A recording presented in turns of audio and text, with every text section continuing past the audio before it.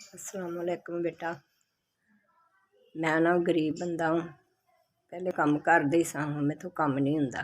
मियाँ मेरे नूं मोहरियां दी तकलीफ है, आपे भी मेरी तबीयत नहीं ठीक। बच्ची मेरी सिलाई करदी है ते उंदे नाल असीं गुजारा करने आ। घर दा सर्कट उंदे नाल असीं टोरने आ।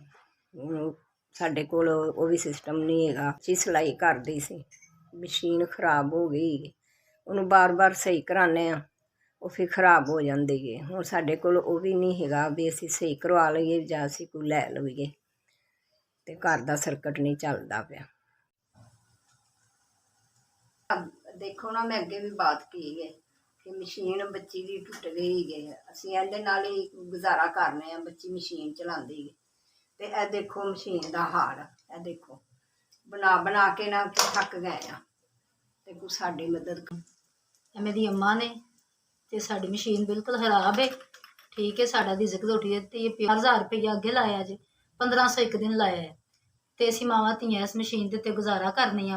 ਬੇਟਾ ਇਹ ਮਸ਼ੀਨ ਸਾਡੀ ਨਾ ਮਕੈਨਿਕ ਕੋਲ ਗਿਆ ਸੀ ਨਾ, ਤੇ ਉਹ ਕਹਿੰਦਾ ਸੀ ਕਿ 2-2500 ਦੀ ਇਹ ਮੈਂ ਲੈ ਲਾਂਗਾ। ਤੇ ਚਲੋ ਅਸੀਂ ਇਹ ਦੇ ਕੇ ਨਾ ਕੋਈ ਬਟਨ, ਕੋਈ ਬੁਕਰਮ, ਕੋਈ ਨਲਕੀਆਂ ਸ਼ਲਕੀਆਂ ਅਸੀਂ ਇਹ ਲੈ ਲਾਂਗੇ। ਪੁੱਤਰਾ ਸਾਡੇ ਹਾਲ ਤੇ ਨਾ ਮਿਹਰਬਾਨੀ ਕੀਤੀ।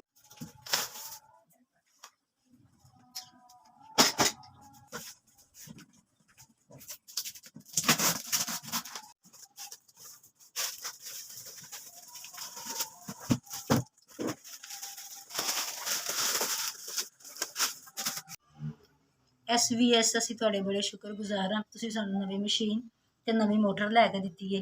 ਅੱਲਾ ਤੁਹਾਨੂੰ ਹੋਰ ਦੇਵੇ, ਬੜੀ ਮਿਹਰਬਾਨੀ ਤੁਹਾਡੀ। SVS ਦੇ ਅਸੀਂ ਬੜੇ ਸ਼ੁਕਰਗੁਜ਼ਾਰ ਹਾਂ। ਸਾਨੂੰ ਨਵੀਂ ਮਸ਼ੀਨ ਮਿਲ ਗਈ ਹੈ, ਨਵੀਂ ਮੋਟਰ ਮਿਲ ਗਈ ਹੈ। ਅਸੀਂ ਤੇਰਾ ਬਹੁਤ ਬਹੁਤ ਸ਼ੁਕਰੀਆ ਕਰਨੇ ਆ, ਬਹੁਤ ਬਹੁਤ ਸ਼ੁਕਰੀਆ ਕਰਨੇ ਆ। ਬੜੀਆਂ ਦੁਆਵਾਂ ਬਹੁਤ ਝੁਲ